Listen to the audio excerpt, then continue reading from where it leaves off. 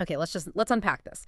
We're living in this wild era where celebrity, moral outrage, and these digital mobs just collide at lightning speed. Yeah, it's instantaneous. It is. One minute you're watching a reality TV star, you're deeply invested in their story, you feel like you know them, and then the next you're watching that same star get, I don't know, digitally dismantled for something they did years ago. Or maybe something they're just rumored to have done 5 minutes ago. Yeah. The evidence almost doesn't matter at that point. Exactly. The intensity of public scrutiny today is, it's just unlike anything we've ever really experienced before. That immediacy, that really intense, almost personal level of scrutiny. Mm-hmm. That's exactly the phenomenon we're diving into today. Right. The core question, really, is how has our digital culture, and that's a potent mix, right? It's reality TV, it's algorithmic feeds, it's these super polarized fandoms. How has that mix fundamentally altered our perception of public accountability, of justice, of how we even consume media itself? So our mission here is to get under the hood, to understand the mechanics behind all that chaos. That's it. And we've got a really fascinating stack of sources to work with here. We're pulling from some deep academic studies on things like parasocial relationships, the mechanics of digital vigilantism. But we're also pairing that with, in-depth analyses of recent cultural flashpoints. Oh, yeah. We have to talk about the intense fallout from the Bachelor controversy, the one around race and grace. And then there's the seismic, real-time collective meltdown we all witnessed during Scandival. Scandival, yes. And we're also looking at reports on the actual architecture of online gossip. Everything from blind items to the recommendation algorithms that basically glue us to our screens. The goal, as always, is to move beyond the screaming headlines, beyond the viral clips and the hot takes, and to genuinely try to understand the underlying dynamics, both psychological and societal, that are at play when public figures fail or, just get put under that microscope. Exactly. We're focusing on three, I think, intensely interconnected areas. First, we have to look at the wildly unequal application of what you could call social grace or forgiveness when public figures face scrutiny. It's not a level playing field. Wonderful. Second, we'll explore the dual nature of digital vigilantism. It's that classic double-edged sword. It has this huge potential for justice, but also this inherent danger. And third. And finally, we'll break down the specific psychological mechanisms that fuel our addiction to online gossip and really keep us locked in those digital echo chambers. The speed of it all means we feel this obligation not just to consume information, but to form and broadcast an opinion on it instantly. Yeah, there's no time for reflection. None. So we want to stop and examine what makes that outrage feel so immediate, why the pursuit of justice, or maybe just high-quality drama, feels so intensely personal, and how the actual infrastructure of the internet is capitalizing on our deepest human biases. Exactly. Understanding the unspoken rules of engagement, or maybe more accurately, the distinct lack of rules in this new media environment is absolutely crucial if you want to be truly well-informed about how modern culture and accountability actually function today. It means we have to step back and look at the system itself. So let's start right there with that systemic inequality that's just baked into how we judge public figures. We're looking at a really potent case study that illustrates just how uneven that playing field is, especially when public figures are caught doing something inexcusable, often under this guise of youthful mistakes. We're diving into the controversy surrounding Rachel Kirkconnell during Matt James's season of The Bachelor. And that season was already under intense scrutiny, right? Because James was the franchise's first ever black male lead. Right. And this specific case became such a powerful cultural flashpoint precisely because it forced this collision between traditional media's sort of default expectation of forgiveness and the harsh reality of how race and gender intersect in public judgment. Kirkconnell was a frontrunner, a fan favorite. A huge fan favorite. She was emerging as a lead contender to win the season, and then almost immediately she faced these really serious accusations from people who knew her personally. Former high school classmates came forward claiming she had bullied them and specifically had targeted them for dating black men. And once that social media investigative machine got activated and, the digital public basically acts as the show's relentless, nonstop opposition research wing, the situation just escalated dramatically. It spiraled. Viewers started uncovering evidence that she had liked photos online that featured Confederate flags, other similarly controversial racially charged imagery. But the real explosion The thing that really tipped it over the edge Hmm. was when those older photos resurfaced. From 2018. Right, from 2018, showing her attending an antebellum plantation-themed ball at her university, Georgia College and State University. And what followed was, I mean, it was this classic attempt by the old guard to apply this shield of privilege. Oop. The longtime host, Chris Harrison, launched a very public defense of Kirk Connell. And that defense just perfectly crystallized the hypocrisy we see so often in these situations. It really did. Harrison made this emotional plea for her to be granted grace, understanding, and compassion. But crucially, he framed her actions, which, let's be clear, happened when she was an adult in college, as those committed by a mere girl just a few years earlier. The argument was, effectively, she needs to be forgiven because girls will be girls. That phrase, girls will be girls. That appeal for grace for the girl just, Right. it stings all the more when you analyze the long, dark history of defenses like this. Our sources dig into this so deeply, noting that this girls will be girls mentality is, I mean, it's just like its male counterpart. It's an unspoken, insidious norm. It's a mechanism for moral absolution. Exactly. But the protection it offers is extremely selective, and it's racially defined. And that is the critical point. We all know the history of boys will be boys. I mean, it's been used for over 500 years to excuse truly inexcusable behaviors by boys and grown men.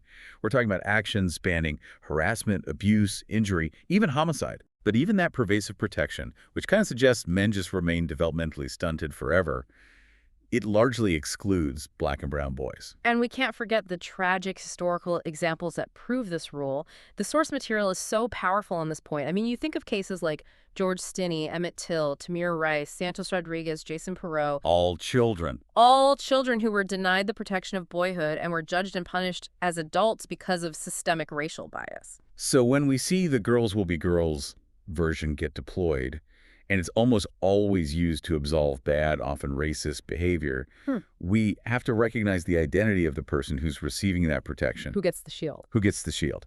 And it is a shield reserved specifically and almost exclusively for cis-passing white girlhood and womanhood.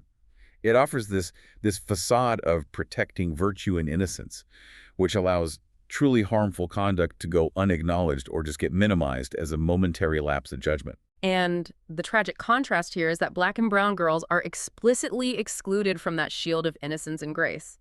The system just views them differently from a shockingly young age. It denies them the benefit of the doubt. And we have powerful confirming data on this. I mean, it's not just a feeling. The 2017 Georgetown Law Center report, which was pointedly titled Girlhood Interrupted, the Erasure of Black Girls' Childhood, provided scientific confirmation of this. What did it find? It found that adults who were surveyed viewed black girls between the ages of 5 and 14 as significantly less innocent and significantly more adult-like than their white peers. Childhood itself is racially stratified. It denies black children the social and legal protection of that status. That is just a staggering finding, that systemic bias preemptively strips black girls of their childhood innocence. What were the specific, concrete assumptions that the study revealed? What speaks to this denial of grace? Well, the survey participants made some deeply, deeply troubling assumptions. Compared to white girls of the same age, black girls were assumed to need less nurturing, less protection, and less comfort. Wow. And furthermore, they were assumed to be more independent, to know more about adult topics, and to know more about sex. And this perceived maturity, this lack of grace, compassion, and understanding, to use Chris Harrison's exact words, Right. it has profound, dangerous, real-life consequences within our justice and education systems. And those consequences are heartbreakingly tangible. They move far beyond the drama of a reality show. Our sources provide these really disturbing examples of institutional violence that result from this exact bias. You think of that 9-year-old black girl in Rochester, New York, who was brutally pepper sprayed by a police officer. That video was horrifying. It was. And when the officer scolded her, saying, "You're acting like a child," her raw, devastating reply, which was captured on that video, was, "I am a child." The system itself literally refused to acknowledge her status as a child. And we see this same institutional violence manifesting routinely in schools, which are supposed to be safe spaces. In Kissimmee, Florida, a white school resource officer violently assaulted a 16-year-old girl, Taylor Bracey, body slamming her onto the concrete. She lost consciousness. She lost consciousness. And her mother later disclosed that Bracey suffered from ongoing sleep and memory problems as a direct result of that assault. The officer, a reported 10-year veteran, wasn't fired. He wasn't criminally charged. He was merely placed on paid administrative leave. It's the system of unequal grace in action. It is. It reinforces it. And looking at the national data confirms this isn't just a few isolated horrible incidents. Black girls face massive discipline disparities in schools across the entire country. They're over 5 times more likely than white girls to be suspended at least once. 5 times. 7 times more likely to receive multiple out-of-school suspensions, and 3 times more likely to receive referrals to law enforcement. And researchers confirm the source of this disparity is. It's really clear. The issue isn't that black children misbehave more than their peers. That's just not true. It's that their behavior is judged through a racially biased lens and significantly more harshly. Right. This systemic bias frames their actions through a punitive adult lens, which effectively erases their childhood and justifies these excessively punitive actions, while at the same time white peers committing similar actions are granted the shield of girls will be girls or youthful mistakes. So if we loop all the way back to the original Bachelor case, what were the consequences for the central figures in that drama? Well, Harrison stepped aside from the finale, and he later left the franchise entirely, which was a response that felt more like a corporate PR move than, true accountability. And Kirkconnell, the subject of the controversy. She offered a broad apology for unspecified actions, but as of the time the article was written, she faced no consequences whatsoever. So the system held firm. The system of unequal grace held firm. It confirmed who gets the shield and who has to face the fire. That discussion about systemic failure and the unequal application of justice brings us perfectly to our next major theme, which is digital vigilantism. Because the public knows, or at least feels, that traditional systems often fail to deliver timely or meaningful accountability, especially for the privileged. So when media structures grant that kind of privilege, the digital public often steps in to demand immediate action online. This is essentially crowdsourced justice, right? Yeah, that's a good way to put it. Yeah. Digital vigilantism, or DV, is defined as subjects who are dubbed cyber vigilantes, responding to perceived violations or moral transgressions by carrying out online public shaming. And it's frequently described by researchers as a double-edged sword, which I think perfectly captures its complex, often contradictory nature. It's a force for good and a severe threat to due process at the same time. Exactly. So let's explore the positive side first, the sharp edge of that sword. What are the recognized advantages of digital vigilantism that get people so motivated to participate? Fundamentally, participation in DV is seen as a really effective way to prevent crime and to strengthen social norms that, the traditional police or courts might just ignore. Some public security experts even believe that this kind of community involvement can effectively increase legal compliance. How so? Because the threat of public exposure can be far more immediate and, honestly, more terrifying than the threat of a slow-moving lawsuit that might go nowhere. So it's a powerful way to bypass unresponsive institutions or, even corrupt structures. It is, especially for those who need it most. Digital vigilantism allows individuals to voice complaints and seek justice, particularly for people who lack direct access to traditional justice systems, or for those whose complaints are just systematically ignored by authorities. So social media platforms, our phones, they become the tools for demanding that accountability. They do. They provide an immediate opportunity for people to vocalize problems and demand accountability from perpetrators who might otherwise go completely untouched. Online shaming can actively contribute to creating a safer, more welcoming environment for marginalized and collectively organized groups by just forcing these issues into the public eye. And to make this process really concrete, we have a very compelling case study of DV success from Indonesia, the abuse of David Ozora by Mario Dandi. This case clearly shows just how effective this crowdsourced pressure can be. This is a textbook example. It's a perfect case of how organized DV can successfully penetrate institutional corruption and force a real reckoning. The core event was horrific. Mario Dandi beat David Ozora into a coma over a really trivial mote of jealousy. And the video in the attack circulated. It circulated widely across social media, and it triggered immediate and massive public outrage. And the public didn't just express outrage, right? They took immediate, organized action. Absolutely. The cyber vigilantes moved so swiftly to disseminate the identities of Mario, his girlfriend, and, critically, his family on social media. They didn't just stop at the perpetrator, they targeted the entire support structure. And that pressure had real institutional weight. It did. Severe weight. Mario Danny was arrested, and critically, his father was dismissed from his high-ranking government position because of massive corruption that was swiftly uncovered during the public scrutiny of the case. The public basically forced a deep dive into the family's wealth and their connections. That success aligns perfectly with the systematic process identified by the researcher Lovelock in his 2019 typology of organized digital vigilantism. So let's slow down and break down those 4 stages because it shows how this seeming chaos can actually become quite structured. Agreed. The first stage is flagging. This is where the event, in this case, that violent video circulates and immediately triggers public reaction and reporting of violations. This is essentially the initial moment of open shaming, where the facts become public and are deemed unacceptable. Okay, so after flagging, the community basically turns into a team of detectives. Exactly, which is the investigating stage. The public identifies and exposes the individuals involved: Mario, his girlfriend, and his powerful father.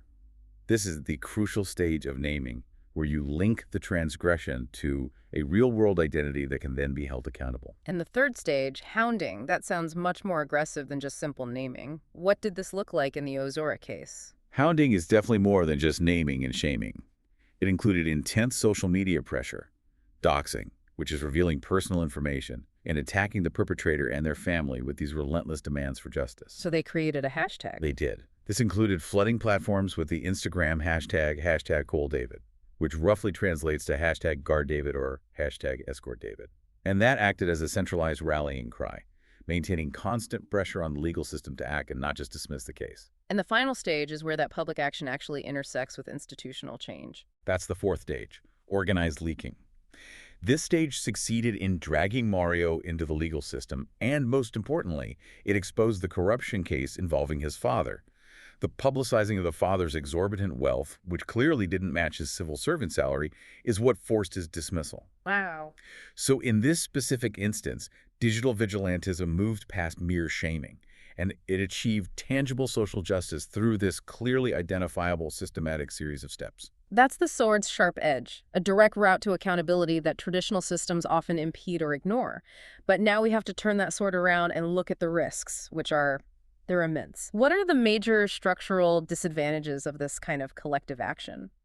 Well, the primary danger is that DV becomes highly detrimental when the accusations are made without sufficient verified evidence. Yeah. And that leads rapidly to wild speculation and often the misidentification and targeting of innocent people as suspects. Right. Once an individual's face or name is associated with a viral transgression, the damage is often irreparable, even if they're proven innocent later. So the speed and the efficiency that makes it so attractive is precisely what makes it highly dangerous to the innocent. It just bypasses any form of due process. Exactly. Our sources emphasize that digital vigilantism frequently applies the principle of presumption of guilt. It operates under the assumption that the information provided by that initial flagging is true and that the accused is definitely guilty. The community acts as judge, jury, and executioner before any real investigation has even taken place. And this speed is tied to a specific psychological pitfall, right? One that allows us to make these lightning-fast judgments with huge consequences. It is. Vigilantes tend to focus overwhelmingly on rapid results. Yeah. The perpetrator being punished or losing their job, rather than on legality or process. So in psychological terms, the information processing they use is highly heuristic. Okay, that needs a closer look. Let's dig into that term, heuristic, and why it's so problematic in this context. Heuristic information processing just means making complex decisions or drawing definitive moral conclusions very quickly based on low effort and mental shortcuts.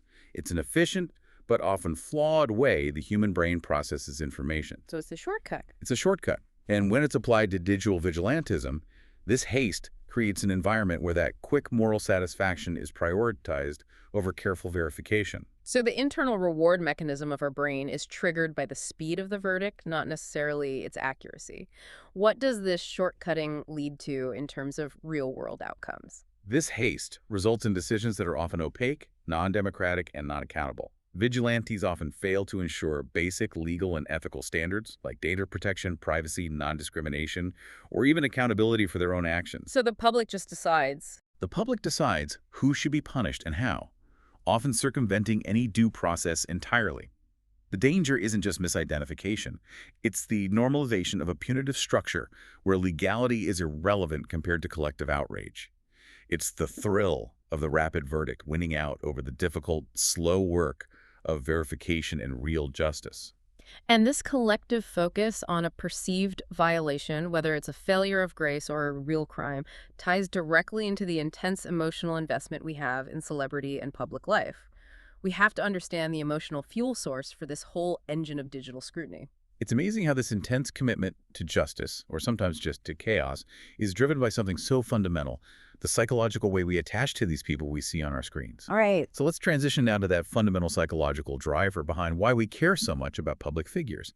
It's the deep emotional investment that fuels both the digital calls for justice and the chaos of the biggest cultural scandals, parasocial relationships. This concept, which I first heard about, decades ago, seems more relevant now than ever before. The concept originates with the classic work of Horton and Wohl back in 1956. They defined parasocial interaction, or PSI, as intimacy at a distance. And over 60 years of research has refined this concept, so we really need to distinguish between two terms now to truly grasp the mechanism. So how do PSI and PSR differ, and why does that distinction matter so much today? Okay, so parasocial interaction, PSI, describe the immediate transactional back-and-forth engagement between you and the persona during media consumption. So think of a momentary nod, a laugh, or an internal response you have while you're watching a streamer or reading a tweet. It's in the moment. Got it. But the parasocial relationship, PSR, is the long-term, friendship-like emotional bond that forms over time. A single interaction can spark this bond, but the relationship influences the viewer's future choices, their beliefs, and their behavior related to that celebrity, often for years. And social media platforms have totally turbocharged this relationship dynamic, haven't they? It's no longer just a character on a screen. It feels like they're right there in your pocket. Absolutely. The rise of platforms like Instagram, Twitter, and TikTok allows celebrities to engage directly with their followers, sharing intimate moments, behind-the-scenes content, personalized responses. It feels like a two-way street. It feels like it. And that direct engagement dramatically blurs the traditional one-way boundary of broadcast media, fostering an extremely powerful sense of perceived mutual connection that just didn't exist when television was purely an output medium. We feel we actually know them. And this intense perceived connection isn't just a psychological phenomenon. It has massive commercial value. It's basically the foundation of the entire influencer and reality TV economy. Post huge calculated business. Okay. Reality TV viewing and consistent social network use are proven to systematically strengthen these PSRs. There was research from a study focusing on the potent influence of the Korean wave in Singapore, and it found that stronger PSRs significantly increased the perception of an endorser's credibility and the brand's credibility. So it directly influences buying habits. It directly and positively influences the viewer's purchase intention. So the more I feel like I know a celebrity, like they're my friend or my confidant, the more likely I am to trust and buy the product they're selling, because that trust feels personal. Precisely. The research is very granular on this. The key sub-factors measured in these PSR studies included metrics for perceived friendship and self-disclosure. Friendship and self-disclosure. Right. This confirms that the perception of personal intimacy and mutual sharing is the true engine of commercial effectiveness. Reality TV works so well because its format is specifically designed to make characters seem more personal, more friendly, more understandable. It helps systematically break down that wall between the characters and the viewers, which maximizes the formation of these parasocial relationships. But this intimacy at a distance, this perceived friendship, it obviously comes with a really dark side. When that admiration and attachment morphs into entitlement and even aggression, the celebrity suddenly isn't seen as an autonomous person anymore. That perceived intimacy fosters a deep, deep sense of ownership. The pop artist Chappell Roan articulated this tension perfectly when she told her fans that their devotion had crossed into obsession. She said, "It's weird how people think that you know a person just because you see them online or you listen to the art they make, They believe the relationship is real. and that it grants them a sense of proprietary ownership over the celebrity's life and choices." We see the most extreme, terrifying manifestations of this blurred boundary leading to actual crime and violence. It demonstrates the real-world danger of these intense one-sided bonds. Yes, and the source material forces us to remember the historical gravity of this. It cites the 1980 murder of John Lennon by Mark David Chapman, who was obsessed with the details of Lennon's private lifestyle. And more recently. More recently, that entitlement has manifested in these specific intrusions. The man who broke into Taylor Swift's home and slept in her bed. Or the disturbing instance of an audience member grabbing Billie Eilish on stage, almost pulling her down. The desire for intimate connection turns dangerous and physically aggressive. And the violence isn't always physical. It can be emotional and targeted toward anyone who threatens the fans' perceived ownership of the star. This is the weaponization of the PSR. I mean, look at the intense public pressure that led to the 2014 split between Robert Pattinson and FKA Twigs. Their relationship ended, in part, after the intensely invested Twilight fandom just flooded the internet with racist remarks and criticism of Twigs. They felt he belonged to them. The intense emotional commitment of that fandom, their deep PSR with Pattinson, was weaponized to destroy his real-life, non-scripted relationship. The fans felt entitled to veto his life choices. And now, thanks to social media and the ubiquity of reality TV, we see fans intervening in perceived relationships that often don't even exist outside of fictional scripts. This is pure entitlement taken to its extreme. Fans aggressively ship stars in real life, pushing pervasive rumors about chemistry between co-stars like India Amartifio and Corey Milcrease from Queen Charlotte. Or Lola Tung and Chris Briney from The Summer I Turned Pretty. Exactly. The fans forget that these are real people, not characters in rom-coms, and they project their fictional relationship expectations onto the actors. So when the actors try to maintain a professional distance, the fans accuse them of icing out their co-stars, interpreting professional boundaries as a personal betrayal. This intense attachment is mirrored by an equally intense form of detachment: anti-fandom. Let's look at the psychology of collective hatred. That's the necessary inverse, isn't it? Anti-fandom is characterized as a negative parasocial relationship. It's defined by deep antipathy, disgust, and this generalized ill will towards a celebrity. These anti-fans generate active wishes for bad outcomes to befall the disliked figure. But they still follow them. Yes, despite this overwhelming hatred, they are still driven by a strong need to follow news updates. Not out of honest interest or curiosity, but specifically to keep bashing the celebrity. So the old adage is true. The opposite of love isn't hate, it's indifference. Hate requires intense engagement, and that engagement is what the digital ecosystem thrives on. Where do these negative PSRs congregate and organize? They thrive in specialized communities known as snark subreddits on platforms like Reddit. These are communities dedicated entirely to gossiping about and criticizing influencers or celebrities. And the motivations for joining are varied but extremely revealing about the psychological undercurrents of the internet. Like seeking relief by laughing at cults, which you mentioned earlier with Fundy Snark. Exactly. Some find relief by laughing at ridiculous doctrines taught in cult-like fundamentalist groups. But many others are driven by a need to have their dislike validated by a community or by a powerful, perhaps unconscious desire to feel morally superior to the figure being scrutinized. It's a form of ego defense. That desire to feel superior suggests some deep psychological engines are at work here, fueling this constant cycle of negativity. Absolutely. Our sources point to two major psychological engines fueling snark culture. First is the innate negativity bias, our natural tendency, rooted in survival instincts, to focus intensely on bad news, chaos, and potential threats. Right, our brains are wired for that. They are. We have a morbid evolutionary curiosity about bad news because it used to be critical for survival. Researchers confirm that we are just innately more drawn to bad news than good news. And the second engine, the one that ties back to the sense of superiority. That's illusory superiority. Yeah. This is the pleasant human view that we are, on average, better than average in our own lives, smarter than average, better drivers than average, etc. Right. So hearing constant gossip, drama, and bad news about celebrities, people who are perceived to have it all, it feeds this ego. When those we idolize fail, it confirms our illusory superiority, making us feel like we actually measure up or that our own lives are morally superior in comparison. It is a powerful ego defense mechanism. And the antipathy in these groups is often so focused, almost obsessive, which we see clearly in the Taylor Swift anti-fan example. They scrutinize every single detail. Yes. The anti-fan community constructs this shared toxic identity based on this mutual hatred. They demonstrate what's called negativity-focused attention allocation, where they intensely scrutinize every perceived flaw, for instance, commenting aggressively on unflattering angles or questionable outfit choices. This level of microscopic scrutiny creates their shared narrative and reinforces their collective identity. And that shared hatred often extends beyond the celebrity herself, right? It creates polarization even among the fan communities. It absolutely does.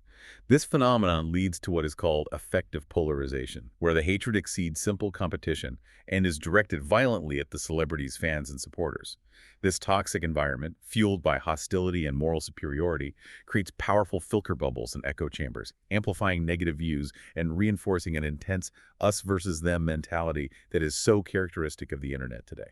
And one of the major challenges for researchers who are studying these anti-fan behaviors is the authenticity problem. Is this genuine hatred, or is it just a performance for social status? That is the authentication challenge in the digital age. Because social currency and status are gained by participating actively and frequently in the negativity, it can be extremely difficult to distinguish genuine emotional antipathy from performative behavior that's adopted purely to gain social standing, upvotes, or acceptance within that anti-fan community, The system rewards outrage. whether it is felt or manufactured. We cannot discuss collective fandom and anti-fandom and the psychological fuel of reality TV without bringing up the biggest reality TV explosion in recent memory, Scandival. This is a perfect cultural nexus of all these forces. Oh, Scandival. The affair between Tom Sandoval and Raquel Leviss, revealed during the filming of Vanderpump Rules, What? it became an example of intense, real-time collective engagement at its absolute cultural peak. The news broke via a TMZ bombshell article in March 2023, and the fan reaction was just extraordinary. It moved way beyond typical entertainment gossip. People treated it like a genuine, devastating personal crisis, not just a TV plot point. You saw people quoted saying things like, "I'll never forget where I was when the news broke," or even admitting they used their PTO from work because it was an urgent matter that required their full attention. The emotional commitment was total. It was. And this intensity stems directly from the strength of the PSRs cultivated by reality television over so many seasons. Fans feel like they are intimately part of the friend group, or that they're confidants to the cast members. The connection is so strong that fans immediately mobilized and they launched their own deep dive investigations. Dissecting everything. They began dissecting the entire series like 16 times to look for clues, hints, and confirmations that the affair had started long before the reveal. The emotional investment was treated with the seriousness of a major life event, completely blurring the line between a TV show and a personal crisis. So we have this intense psychological investment, an unequal system of accountability, and a public that is demanding justice, or failing that, just chaos. Now we need to look at the mechanisms and the infrastructure, the digital landscape, that feeds and capitalizes on this entire economy of scandal and outrage. Right. Let's start with the original resilient engine of celebrity scandal, the gossip economy, and specifically blind items. Blind items. They're pieces of gossip about public figures where everyone involved, the source and the targets, remains anonymous, and they cover a massive range of perceived transgressions, from sexual encounters and drug addictions to corruption in the industry. And the power of the blind item is its unverified nature. Exactly. It essentially shifts the burden of verification and libel onto the reader, who is left to speculate and play detective. The icon of this field used to be Enty, the founder of the blog Crazy Days and Nights, which launched back in 2006. He wasn't just posting tips, he was framing himself as this ultimate industry insider. He was. And he claimed to be an entertainment lawyer with privileged access to behind-the-scenes reality that even major magazines couldn't uncover. And he gained immense fame. Vanity Fair called him the king of the blind item in 2016 because his blog's unique selling proposition was that he would eventually name names, confirming the blind gossip years later, which gave all his unverified claims this veneer of credibility. But the irony here is just spectacular. The anonymous king of gossip, who claimed to know everyone's secrets, was ultimately unmasked because of his own spectacularly messy personal drama. Talk about the cobbler's children. Right. That's where the story gets delicious. Endy, whose real name turned out to be John Nelson, was exposed during a messy legal dispute with an aspiring podcaster named Cassandra Croce. Nelson, who was married, had assured Croce he was single during their affair, and when she discovered the truth, she threatened to expose him and his double life. And his attempt to silence her backfired in the most public way possible. Oh, completely. Yeah. When Nelson filed for a restraining order to prevent Croce from exposing him, she retaliated by starting a podcast detailing their affair and accusing him of manipulation.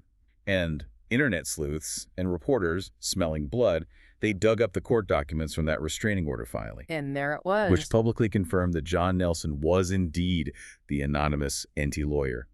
The master of anonymous gossip ended up becoming the viral, highly identified gossip himself, ending his reign in this spectacular public failure. And that failure really paved the way for the democratization of gossip, championed by anonymous accounts like Dumois, which has fundamentally changed the model. Dumois exemplifies the new evolution of this genre. It runs exclusively on follower-submitted tips and democratized gossip. This format empowers the audience to both submit and interpret information, shifting the focus entirely onto crowd speculation. It's all about the thrill of the hunt. It is. Blind items tap into that primal human thrill of detective work, fueling cross-platform engagement across Reddit and TikTok, where you have these vast communities dedicating themselves to dissecting clues and guessing the celebrities involved. And for the account owner, this is a brilliant legal shield that capitalizes on the public's thirst for information. It acts as a powerful get-out-of-libel free card. By explicitly posting unverified, follower-submitted tips and then immediately shifting the responsibility for speculation onto the followers, Dumois successfully capitalizes on the massive appetite for the juice without holding the full legal burden of verification. They're just sharing what they're sent. I'm just the messenger. Speaking of democratization, that brings us to the dual role of citizen journalism in this ecosystem. It can amplify marginalized voices, but it also spreads massive amounts of misinformation with terrifying speed. Right. Citizen journalism, where everyday people act as primary sources via platforms like TikTok, it's often invaluable in bringing attention to underreported events or institutional failures. However, this very same democratization, the ability of anyone to publish anything instantly, is what enables the massive viral spread of misinformation. It is a critical research topic precisely because of the sheer volume of misinformed content online today. And we have staggering data that shows the severity of this problem, particularly concerning older social media platforms. We do. Our sources show that a massive 92.40% of social media platforms like Twitter have been used at some point to spread hoaxes or misinformation. Distinguishing between accurate fact-checked information and deliberately false claims has become a core social and psychological challenge for modern societies. And this constant bombardment feeds directly into our growing culture of cynicism and skepticism, which then normalizes conspiratorial thinking. Absolutely. The rise of populist leaders and the endless algorithmically generated flow of misinformation online foster a deep, corrosive skepticism toward established institutions, traditional expertise, and verified media. Conspiracy theories, which were once confined to the deep fringe, have moved firmly into the mainstream. The transition from something like the Fringe Theory Pizzagate to the broader, far more destructive QAnon movement is a perfect illustration of how platforms like Reddit and Twitter made these theories easily accessible and socially acceptable to the general public. And influencers play a subtle but potentially damaging role here too. You have creators like Shane Dawson, who built their platform on mixing serious ideas with these lighthearted conspiracy videos like questioning if Chuck E. Cheese reuses old pizza slices. Right, I remember that. And they inadvertently normalize a conspiratorial mindset by perpetually encouraging audiences to question everything without providing the tools for critical evaluation. This type of content lays the insidious groundwork for a broader distrust of verifiable mainstream narratives. It primes the audience to accept unverified claims, which is the perfect fuel for the blind item industry and digital vigilantism alike. But none of this chaos, this mix of misinformation and outrage, would happen with the efficiency and intensity we see today without the final, most pernicious culprit, the recommendation algorithm. The algorithm is the infrastructure of addiction and polarization. Recommendation algorithms are explicitly designed not for user well-being or balance information, but solely to maximize engagement and keep users glued to the app for as long as possible at all costs. They exploit our negativity bias and our confirmation bias ruthlessly. And yet they exist in this legal and moral vacuum, which absolves the platform owners of responsibility. They're powerful, opaque black boxes. Platforms can claim they can't know exactly what is being fed to people through these personalization engines because the systems are just too complex and reactive. And this lack of transparency and operational complexity effectively absolves the corporations of legal and moral liability when individuals are radicalized. Which is how we get things like... Which is precisely why you hear about things like YouTube's alt-right pipeline being a demonstrable mechanism of radicalization that the platform refuses to fully audit. The results are terrifyingly efficient at creating these deep societal divisions and radicalizing vulnerable users. This systemic reliance on engagement optimization has led millions of people into unescapable echo chambers, whether they are political, religious, or demographic. This infrastructure has single-handedly organized and grown radical movements like the incel communities and the manosphere. Groups that wouldn't have had this reach before. Exactly. These groups, while they might have existed beforehand, would have been almost completely irrelevant and scattered without the relentless amplifying and organizing effects of algorithmic recommendation. The technology is simply too powerful and too dangerous to be governed solely by engagement metrics. So if we zoom out and look at the whole picture, what are the overarching ethical and societal implications of this environment? The reliance on the online rumor mill, enabled by this toxic ecosystem of algorithmic amplification and unverified gossip, creates extreme, pervasive distrust in mainstream media. When the public is constantly bombarded with unverified claims that prioritize engagement over truth, it fundamentally undermines the trust required for fact-checked, high-quality reporting to function. And that causes real harm. Ultimately, this constant distrust causes immense verifiable harm to those targeted by unverified claims and fundamentally damages the vitality and functionality of the public sphere. We just cannot have a functioning society if nobody can agree on a shared set of facts.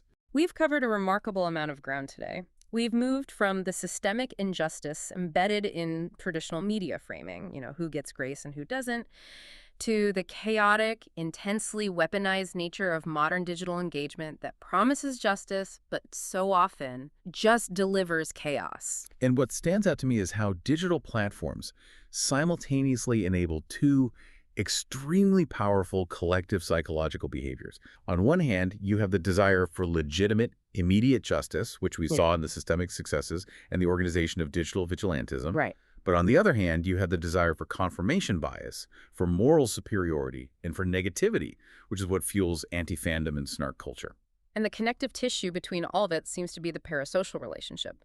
Reality TV and social media successfully create this intimate connection with public figures. They make them feel like friends, which is highly valuable to marketers, increasing purchase intent and brand credibility. But that perceived intimacy is constantly being twisted into aggression, entitlement, and the rapid heuristic spread of unverified claims, creating real and measurable harm. The evidence is clear. The systems we rely on, whether they are anonymous gossip sites or powerful recommendation algorithms, are ruthlessly optimized to feed our most negative human impulses. They prioritize engagement and ratings over verifiable truth and human well-being. In fact, our sources highlighted the tangible human cost of this. The Film and TV Charities 2024 Looking Glass survey showed that mental health is actively worsening for many workers in the entertainment industry, despite a growing awareness of the problem. So the industry structure itself appears to prioritize scandal, chaos, and maximizing viewership above the welfare of the very people who fuel that system. So what does this all mean for you, the learner, navigating this digital world? I think the sources demonstrate that whether we are scrutinizing a celebrity for attending a controversial ball, or demanding legal justice for a physical assault victim on the other side of the world, we often employ the same quick, heuristic, low-effort processing methods online. We treat the real and the perceived as if they both require the same swift, decisive judgment. We fall into that trap of speed, believing the instant verdict is the correct one. And the final, provocative thought we'd like to leave you with is this. The next time you engage with a viral injustice or a sensational celebrity scandal online, consider the psychological motive driving your intense interest and your need for a quick resolution. Is your satisfaction truly coming from achieving verifiable justice and accountability that impacts the real world? Or is it merely confirming your belief that you are better than average, falling victim to your own illusory superiority bias? The answer is often the difference between actively contributing to legitimate digital justice and simply engaging in performative, self-soothing rage. Something to think about the next time your feed demands an immediate reaction.